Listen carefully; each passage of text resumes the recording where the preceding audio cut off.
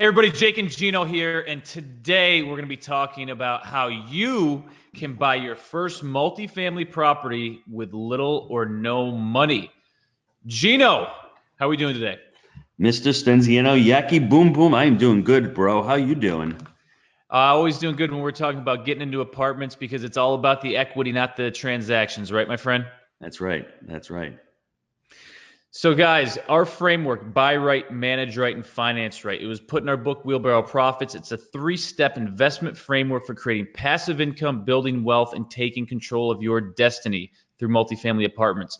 I was a burned out W-2 worker about 10 years ago. Gino was burned out at the restaurant. We both had to find our why, and we both had to find a vehicle to get us out of that rat race. And multifamily investing has been the key. Jake, one of the reasons why I wanted to do this webinar was one of my mental blocks was where am I going to find the money? How am I going to get into multifamily apartments? Everyone's doing single family. How are Jake and Gino going to buy an apartment? Well, you know what? After 5 years of doing it and getting over 1,000 units, we're going to teach you on this webinar our four strategies that I don't want to say created, but we've stumbled upon and we've used all four of these strategies to scale up. So in a short period of time, we've created a portfolio valued at over $60 million in only mom and pop multifamily assets. As we speak, we're closing on a deal today that's over $6 million, and we're going to be closing on another deal valued at over $4 million in the next 3 weeks. So this is going to be a $70 million real estate portfolio in short order. So things are moving. We hope to be across the $100 million mark by this time next year. So a lot of things going on, and it all started with a small little 25-unit mom and pop apartment complex. So we got the G Dad's family here in sunny St. Augustine. It wasn't always that, was it, Gino? It was not sunny and it wasn't St. Augustine, Jake. You know what? Give a quick 30 seconds. I mean, the reason why we're doing this webinar is because I was once like a lot of people who are on this call.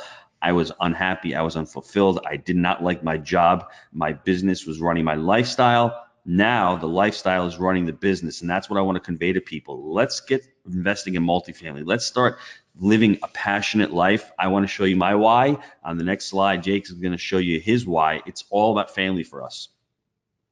Yeah, and here's the bulk of the family, but there's another little guy running around now as well. So as Gino likes to say, buying multifamily is like having kids. You just want to keep adding more of them. So, And but let me tell you, yeah. Jake's kid is beautiful. Let me tell you, I'm hooked. It's almost as if I want to have another kid. So you know what? And the funny thing is, you know what? I don't have that option of saying, can I afford to have another kid? The thing is, do we have the bandwidth to have another child? I mean, am I allowed to, say, wow, I can't afford it? I don't have to think like that anymore. So Jake is planting some seeds for me, as we like to say. That's right. That's right. So this is the family together here in Knoxville. A couple years ago, and we had you had a hurricane going on in Florida, right, Gino? Yeah, Jake, let me talk about that for like another 30 seconds. I was blessed. I had moved down to Florida in June. 3 months later, it was Hurricane Irma decides to roll on in. And I was like, what am I going to do here? I was able just to pick the family up, drive 11 hours to Knoxville, just leave. I would never have been able to do that with my restaurant. Went up to Knoxville and ironically enough, worked the whole week with Jake. We put a deal on the contract as I was there, and I was able to pick up and just leave. And we hung out the whole week there. We went tubing. As you can see, the little one's like a little angry there because she wants to be holding the dog, but she's not. And it was just a great, amazing week for my family to be able to do that. And on top of it, we found a deal. So when you were able to do the things you want to do and not have to worry about working the 9 to 5, we were able to get out there and we bought a $9 million deal because of that trip. So had a great time with the family and we were able to grow the business. That's right. So we're gonna jump into our three-step framework here. We picked the wheelbarrow because multifamily investing is a three-legged stool, and we like to focus on the back leg of the wheelbarrow as the buy portion of it. Another back leg of the wheelbarrow is the finance right, because those are really fixed. We look for long-term fixed rate financing. We look to buy right so that we know we're getting into these things and our numbers will work. And then the wheel of the wheelbarrow is that manage right, because it's always turning, it's in constant motion. It's the one thing you focus on after those other two are done. So we really believe it's a three-legged stool, and that's where the wheelbarrow comes in to represent our framework. And Jake, you're genius, always thinking. Mr. Stenziano likes to add a fourth leg of the framework, which is the syndicate right, which is what we're going to be talking about on this. Is he likes to call it the shovel portion, because now you're starting to shovel deals into that wheelbarrow. So we're going to touch on syndicate right. It's going to be a really fun time now. And the shovel opens up the doors to additional capital needed to take down the even larger deals. That's right. So what is a mom and pop apartment? I'm going to tell you from my perspective, we're fortunate to have stumbled upon it because it's the one thing that made the difference, I believe, in our careers, because we found a niche of apartments to buy that were being underserved. And by solving a problem, we were able to create our multifamily empire. And Jake, how do I know what a mom and pop is? Well, I was a mom and pop business owner. On the next slide, we're going to be talking about what the characteristics are. But just from my own perspective, I was burned out at the restaurant. I did not like what I was doing. I had no systems whatsoever on there. I didn't have any family infighting. I actually had a pretty good relationship with my brother, but at times there was tensions there. I just did not like what I was doing. And actually the relocation aspect of it, I wanted to leave New York. So I knew what a mom and pop was. And after we started buying a couple of these, I said to Jake, I can't believe I'm buying businesses that are just like my own. And one thing that I love about mom and pops and multifamily specifically is you can scale up your business and keep buying these mom and pops. So mom and pops are in all shapes and sizes. They can go from very small to a 10 unit to a 20 unit to we've bought mom and pops that were 300 units, and they all have these similar characteristics. There's a reason they're motivated, and a lot of times it can be family infighting. There can be divorced. There can be out of town owners that think, oh wow, investing in the Southeast, these units are inexpensive because I live in New York or California. But realistically, it has to do at the end of the day, as we all know, income versus expenses. So they think they look relatively cheap, but really when you get down to the cash flow, it may not be there. So we've seen from, like, again, the partner acrimony, the family infighting, someone that inherited a property once and they didn't know what to do with it, retirement, and a lot of folks are just burned out. And the other one we like to see is doctors and lawyers that think, oh, I got to get into real estate for the tax benefits. Well, they get in not realizing it's a business, and then they get burned out. The wife may be managing it, on and on. These are the types of things we identify that have really given us an opportunity to take a business that could have been successful and was not, and put the correct management in place and turn it around. So here's the key. There's 4 strategies that we've used in various deals. And the key to this webinar is knowing that you don't need to use just one. They're all tools in your tool belt. The key to what Gino and I have done is we've used each one of these depending on the deal. What this allows you to do is you can look at more deals and then use the correct strategy to take down that deal. I always like to use the football analogy, take what the defense is giving you. So in our first deal, Gino and I used owner financing. We didn't have a whole lot of cash at the time, so we got the owner to actually finance the down payment for us. That was tremendous on our first deal. On all of our deals, we've used partnerships because multifamily is a team sport. Everyone brings something different to the table. Gino, you want to take a minute out and talk about the different kinds of partners that are out there? There's what I love about real estate and even any other real estate strategy. I mean, partnerships is the way to go. Networking is the way to go. If you're looking for a partner, you can look for a couple different types of partners. If you're looking for a partner who's in the market and you have the capital, maybe he's going to be operating the property. If you're looking for a partner who has capital, maybe he's the one who can bring capital to the table, has a strong balance sheet. If you're looking for a partner who can find the deals, that's another type of partner. If you're just looking for a partner like Jake and I who want to split responsibilities, bring a little capital of their own and start working together, that really blossomed our relationship because we love to work together. I mean, we're always on the phone all the time. We're creating other businesses together. And real estate really is the network ability. If you can network in this business and meet other people, you're going to be able to grow your portfolio. Yeah, so Gino identified you can have money partners. You can have partners out there that are operators. You can have partners that are finding the deal. You can have strategic partners that just really understand the business. There's many different partners that can bring value to the table. And then I think this is just really dovetails perfectly into the next one, which is syndication, because as you will see in our business, we even have a syndication partner who's on the team who handles the day-to-day of our syndication business. So there's all these different aspects that can really work. Now, we love syndication because it It gives us the opportunity to get into larger deals, allows us to scale our business quicker, especially if you don't have the capital to get in the game. Gino, tell me why you love syndication. Well, Jake, let's back up 1 second. Me and you started by buying our own deals. The majority of people who get into multifamily start at syndication. So there's no right or wrong way to get into the deal. People are going to tell you, oh, you need to go out and raise money and do syndication first. We found that buying deals by ourselves was much easier in the very beginning. We didn't know. We weren't educated like you guys are getting educated right now. So like Jake said, all these tools can be utilized in any part of the deals. The idea is to use them whenever you need to. Syndication for us, we stumbled upon it. We had a little resistance towards it. We didn't want to take on investors. We're like, we're happy ourselves. But there comes a point in time where you want to look at bigger deals. You want to push yourself. You want to challenge yourself. And that's what we did with our syndication. We had a lot of people who were following us who wanted to become investors and invest with us. So one of the caveats was, this is great. We can give a rate of return to our investors, make them money. We can get into these deals with less money out of our own pocket, and we can start looking at deals in the $20 to $30 million range, which we thought we'd never be able to do with our own money. So syndication has allowed us to, really open our eyes and expand the possibilities for us. Yeah, and the fourth one, maybe one of my favorites, is the refi and roll. When we got into multifamily, we wanted to get into it because it was a solid investment. We thought we were going to be able to grow wealth.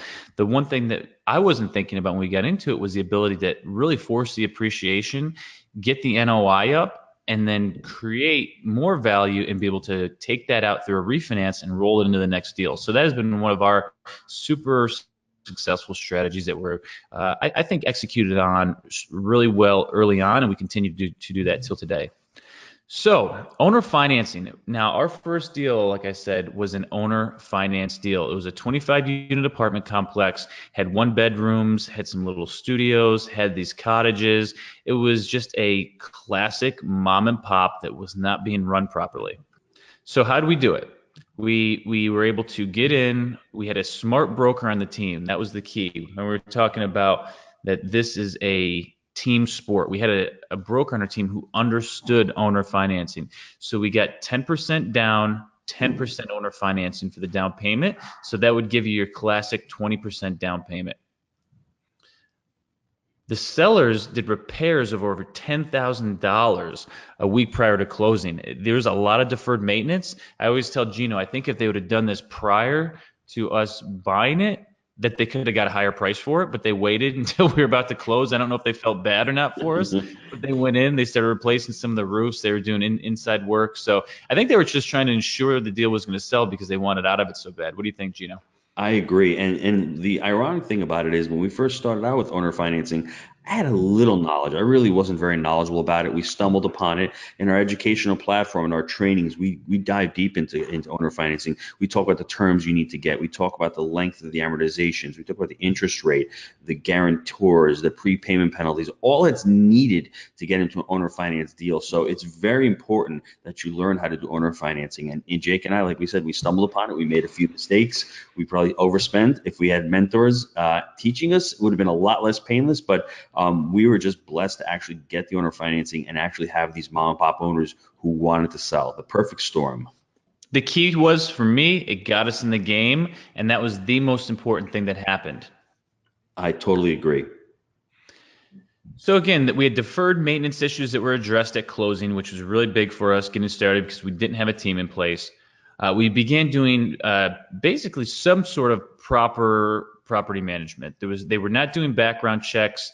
We started evicting. There was literally people selling drugs in the property. We had to get them out. It was not safe at the time when we took over. And we implemented that professional management. We started getting a maintenance person on staff. Later on, we went to a resident manager that could help out with the maintenance. We started getting professional lawn care, all the little things that were missing. And we employed premium rent pricing, and we turned the weekly renters. Some of you folks may be saying, well, what's weekly renters? These apartment complex literally had weekly renters that were paying cash. So that becomes to be an issue because you get folks that are maybe really not there for the right reasons. So we turned that around, monthly renters, and we stopped taking cash. And we created a much needed online presence. So this really turned around the whole culture of the community. We always talk about how happy the mail lady was with us, because she actually said, "I feel comfortable coming through here." She appreciated that we condensed all the mailboxes to a central location, and we started really turning things around. Jake, So let me dive into these value plays real quick. sure. There was 3 unused storage units on the property. There was garbage all over the place. We cleaned them out. We started renting storage units out for $50 a month per storage unit. Look at the cable bill, $7,000 cable bill. They were afraid that if they didn't offer cable, these weekly renters wouldn't come. We cut that off, and ironically enough, nobody left. They didn't even mind. It took a little while, but once we started recycling the tenants out, it saved us over $7,000 a year.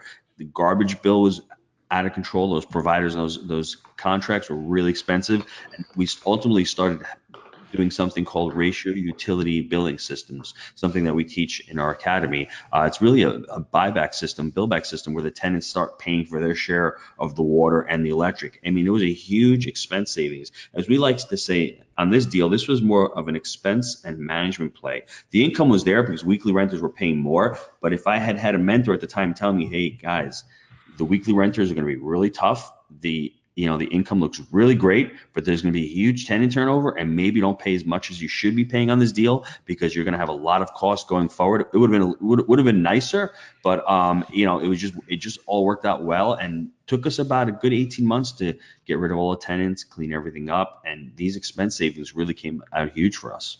Yeah, it was really tremendous. So we talked about the refi and roll a minute ago. This has been one of my favorite strategies. So within a year, our portfolio had 197 apartments valued at $7 million. You're asking yourself, how did this happen when we couldn't even get into a deal? It took us 18 months to get into a deal. So we used the strategies that we talked about. We brought on a partner. We started to do the refi and roll. When we got into these apartments, we got the net operating income up, thus allowing us to take some of that additional capital out and roll it into the next deal. Within 3 years, our portfolio was 674 apartments valued at 40 million with annual revenues of over 5 million. So you can see the strategies kept the snowball going. We kept going in. We found these apartment complexes where the folks were not being taken care of. Bottom line was there was not customer service, and there was maintenance that was not being addressed, and therefore people were leaving, and they weren't able to get what was at the market, meaning the market rents. And when Gino was talking about the rubs and these different things that we use to increase the NOI, all this resulted in tremendous refinances, and we were able to take that money, put it into our next deal. And again, we've used partners along the way as well to help grow the portfolio. So here's an example. Gino, you want to touch on the different refis and rolls that we have listed here? Yeah, sure. This was the first round of refi and rolls, refinance and roll the money out. On Courtyard Cottages, that was the first deal. We didn't tell you the numbers. We had bought the property for $600,000. We had put down $83,000 total because it was only 10% between me, Jake, and my brother. At the cash out refi, we refied $183,000 out in our pockets. So we actually have no money in the deal. That money was put in to buy the next deal. And you can go down the list. Our Hickory Hill, $120,000 refi. All of these first round of refi and rolls cash out to over $4 million of money that is actually tax-free. It's basically a loan to the portfolio. We're getting that money and just rolling it back into the next deals. And it just keeps getting better. On the next slide, you're going to see the second round. The second round of refi and roll was 4.2 million. So we've had a total cash out refi, Jake. I'm excited. I love this number. $8,283,675. And listen, this has not taken us 10 or 15 or 20 years. This has all happened within a 5-year time span. So it's been amazing how quickly it's gone. But the key to it is we've gotten these deals that are mom and pops. We've been able to push up the net operating income, which actually increases the value of the property. We go to a bank, the bank will refi us the money out, and then we'll just repurpose that. We'll repurpose the money into the next deal. Now you might be saying, oh, you got more debt on the deal. Yes, obviously there's more debt on the property. Interest payments may go up a little bit, they may not, but we don't care because we've pushed up the income so much that if our mortgage payments do go up, they'll be more than satisfied by the increased income. Yeah, and a lot of times we're going from community banks to the agency, so Fannie Mae, Freddie Mac, which is a longer amortization. So most of the time we've actually been able to be cost neutral on the refi, which is incredible. Meaning our monthly payments have about stayed the same. So Gino, we just broke on through the syndication, and we're scaling up quickly on there. We have over 600 investors on our list. This is another example of a classic mom and pop that we're actually closing on today, and this is the syndication aspect of the business that Gino talked about. I think one of the most impressive things is that we funded this deal within 48 hours. And Gino, how much did we raise? Almost $2 million. $2,600,000 in Yeah. 48 hours. So what this syndication business has enabled us to do is to go even faster and continue to expand our portfolio, because sometimes you're not always going to have that refile and roll there, so you need another tool in the tool belt, and that's what syndication has enabled us to do. We're bringing on investors, offering a rate of return, and then allowing us to get into more deals. Now, Jake, I was blessed to have you and I have that Wheel Our Profits podcast. It's one of the top multifamily podcasts on iTunes. And we were really blessed to be able to speak to a bunch of syndicators on the show. We basically learned syndication through our podcast and through speaking to these gentlemen and these ladies off camera, on camera. And it was amazing, amazing time. And we learned the whole process. We made a few mistakes in the beginning, but the reason why I'm saying this is if you're seriously considering syndication, you need to go out and find a mentor. You need to do it the right way because it's a different aspect of the business. There's ways where you have to learn how to raise money from investors, that part of the business. And then there's also the part of the business where you need to actually do the day-to-day operations of multifamily. So it's a wonderful business. Once you get it and you learn it and you can start raising money from investors, learning the process, learning the timelines of syndication, learning how to deal with the syndication attorney. There's a lot there. But once you learn it from a mentor who's done it like Jake and myself, you're going to love syndication. So partnerships, was the thing in the beginning when Gino and I got together. You can see there right behind the old stomping ground at Gino's Trattoria. That's the restaurant where Gino and I met. I was a pharmaceutical rep at the time, and Gino was in the back covering for the dishwashers when they wouldn't show up. Right, Gino? That's right. That's right. And that's why we call ourselves the pizza guy and the drug rep. Partnerships were always pivotal for my life. I'd been in partnership with my brother for over 20 years. I knew how they worked. You have your own strengths, your own weaknesses. You're being held accountable by a partner. A partner brings, another set of eyes, another thought process to it. He brings energy to the table. I mean, there's days during our multifamily investing in the beginning where Jake would be bummed out. He'd give me a call and say, what are we going to do here? And, I'd say, hey, let's do this. And just the energy there and just the accountability and just being able to ask somebody else their opinion is huge for multifamily real estate. I believe the formula in multifamily is education times action equals your results. And if you look on the left, you have the G Dad there. He is Mr. Education. He knew what was going on, was able to really help out build the systems early on. And I was the boots on the ground at the time. I was kind of the action guy where we put a property management business into place. We talk about multiple streams of income a lot. Well, at the end of the day, you took that partnership and you put that education times action into place, and those were our results. And we, like Gino said, we get on a call all the time, strategizing, identifying different ways to increase the business. And that's why I believe not only are partnerships essential from a capital perspective where you need to bring money to the deal, but also it's those ideas and that strategic thinking that comes with it. It becomes a internal mastermind group, if you will. So Jake, 5 core needs. This is a great one. Yeah, take it away, G-Dad. I get excited when we talk about this because we teach a lot on this subject on our platform. We have the weekly calls on Monday. We get on with our students, and there's a lot of questions talking about how to structure a partnership. What should your operating agreement look like? But more importantly, let's talk about what your needs, what you want in a partner. Jake and I are always looking for people who are ethical, people who are honest, people who say what they're going to do and do what they're going to say. That's the top 3 for me. You really want that honesty, that integrity, the morality. That's what you want more than anything else. That'll make a partnership flourish. And I think one of the other really more important things is you want somebody who's going to be, has the same mindset as you as far as, do you want to generate wealth? Or do you want to have transactions? So Jake and I, we wanted to get out of the rat race. We wanted to create passive income. We wanted to create the generational wealth. That's what we wanted to do. That's what our interest aligned in that respect. And that's why we made a really good partnership. Now, if Jake got into the shiny object syndrome and said, hey, you know what, time out, Gino, let's flip a few of these. Let's make some money. It would not have worked as well. So please, when you start having, that talk with a potential partner, lay out on the line what you're looking for, lay out on the line what strategy you want to follow, and that's the best way to start a partnership. Yeah, completely agree. So here you have the responsibilities, because we talked about partnerships, but now really what kind of roles can those partners play? Well, when you get into things such as like agency debt, we talk about your Fannie and Freddie Mae loans, Fannie and Freddie Mac loans. You have things that are important. They look for certain net worth or liquidity. Okay, they look for multifamily experience. Are you an operator? Have you done multifamily deals? Everyone talks about the KP card. Have you had your key principal card? There's, the most valuable thing I think in this environment right now, deal flow. The people that find the deals that actually work right now have tremendous value. So are you a deal hound where you can go out and find the deal? And then there's also the syndication aspect that we talked about. Are you someone that feels that have a good, solid, network out there? Are you a doctor? Do you think you can go and raise a lot of equity? Do you have some folks with deep pockets that want to fund your deals that really work well? I think these are the keys to having solid partnerships in place and the different roles that partners play in multifamily. And Jake, one of the most important things about this slide is don't make it too complicated. You don't need 100 partners. As you can see here, you only need a couple partners to take down a 100-unit property. I mean, that's what we did. We didn't have that many partners. It was just Jake, myself, and another partner.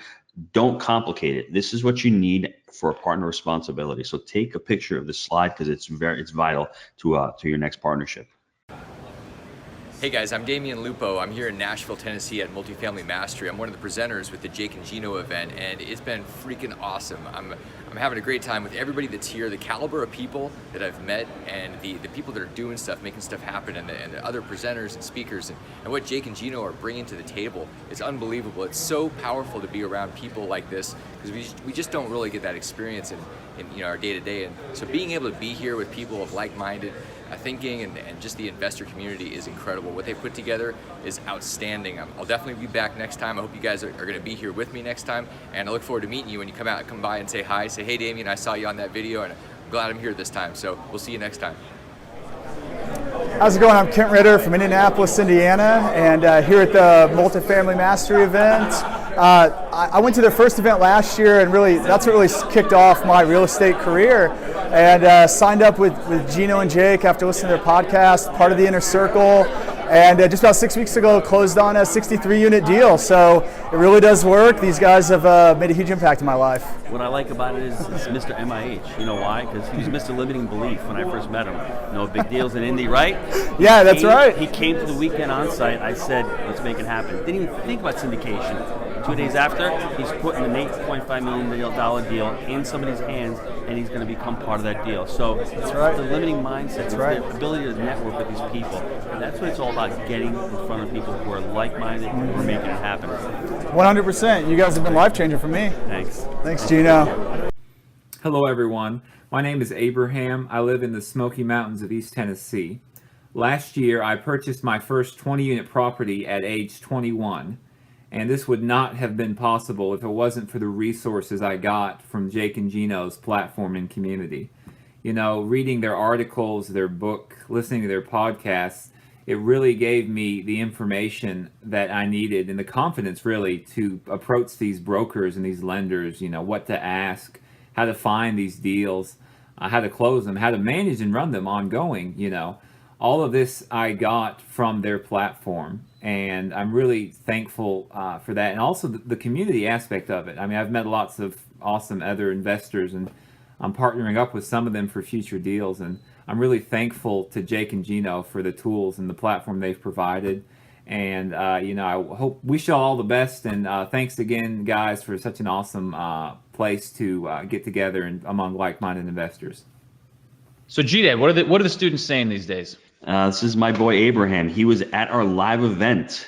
He was presenting student success stories. And, Abraham really he's an amazing kid. He's his first deal at 21 years of age, helped him buy his first 20 units. And what he ended up doing is he ended up buying the building where he's actually has an insurance agency, and he's renting that out also. So as far as I'm concerned, Abraham is living the life. He's financially free. He's actually doing his first refi and roll on that property, which is really exciting. And the funny thing is, the first year he came to the live event, only one of his family members came. This year, he had his whole family there. They were all bought in, you know what I mean? From a 21-year-old who said he's going to make it happen. Now, these results aren't typical, but if a 21-year-old in Tennessee can do it, buy his first deal with Jake and Gino's help, refi and roll 18 months after he buys the deal, anybody can do it. Well, and the interesting thing is, too, he's adopting a lot of our vendors now and building his team around a lot of our folks. So he's really doing it. Hats off to Abraham. And Jake, that's a great point. I mean, within the academy and the platform that we've created, we've got all our vendors out there. Now, what vendors are you talking about? Whether it's an insurance agent, whether it's a laundry vendor, whether it is an attorney, whether it's a CPA, we have all the vendors out there, the bankers. So if you need somebody, we can, introduce you to them. And that's what Abraham ended up doing. He bought his deal through our community banker, helped him fund the deal. So these are some other testimonials, Jake. I love Jonathan Levine, one of the first guys that, came on the Jake and Gino platform. Wanted to thank Gino personally. Alex and I closed yesterday in a 16-unit in North Carolina. Without your help and guidance, I never would have made it to this point. A lot of great information, people in this group. The truth is so powerful, and now I see my path to freedom ahead. Thanks again, Alex and John. Now, what I liked about John is he needed a little bit of that, what do you want to say, life coaching, that little motivation, a little inspiration. And we've created the community, Jake, with the private Facebook group where there's guys in there that are actually helping themselves out. They're actually finding partners inside that platform. We have a student named Eli Sunderland who took down the 61-unit deal. He found his partners inside the platform. Now he's going after the 41-unit, and he's got partners behind him backing him up, and he's also got inspiration. He's got the weekly touch points with us. If he ever has a question, he can reach out to us. So really important. Yeah, guys out there doing it. It's great to see. So guys, here you go. You have two choices. Number one, you can do nothing, or you can take action. We talked about it a minute ago that we truly believe in multifamily. Education times action equals success. It only takes one. That is actually an apartment building that I lived in when I first moved to Knoxville. Now, being in a group that controls over 1,000 units, it's funny because we actually looked at that deal a few months ago. Didn't necessarily pencil out, but it was very interesting because we actually walked the property, and the manager goes, "You look familiar." And I said, "Well, yeah, I used to live here." And she turned her head over and said, "You used to live here?" And she said, "I thought so." Now you're trying to buy it.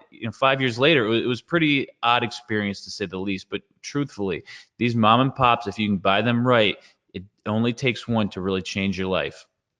I want everyone to stop and ponder for a second. What does that mean to them?